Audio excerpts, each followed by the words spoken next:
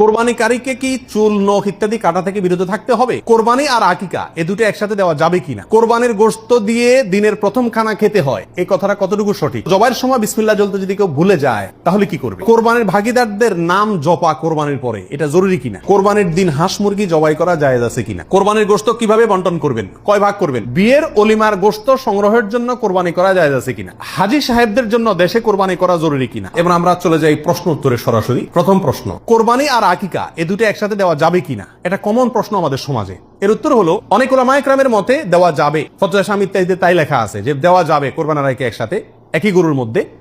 আর অনেক উলামায়ে কেরামের মধ্যে দেওয়া যাবে না। দেওয়া যাবে না এর ভিতরে আপনার পাকিস্তানের খুব নামকরা মুফতি ছিলেন মুফতি রশিদ আহমদ রাহিমাহুল্লাহ, আসনানুল ফতোয়ার লেখক। তিনি হানাফি মাযহাবের বড় উলামায়ে কেরামের মধ্যে থেকে তিনি কঠোরভাবে এর বিরুদ্ধে করেছেন এবং বলেছেন কোন অবস্থাতেই কোরবানি আর আকিকা একসাথে মিক্স করা যায় না, উচিত না। কারণ কোরবানি একটা ইবাদত, আকিকা আরেকটি ইবাদত। আর তাছাড়া গরু এক অংশে একাধিক ব্যক্তি দিতে পারবে, এটা কোরবানির ক্ষেত্রে নবী সাল্লাল্লাহু আলাইহি ওয়াসাল্লাম বলছেন, আকিকার ক্ষেত্রে বলেন নাই। সেই জন্য কোরবানি এবং আকিকা পৃথক হওয়া উচিত। একই দিনে হতে পারে কিন্তু গরুর অংশে কোরবানির না, এই আকিকার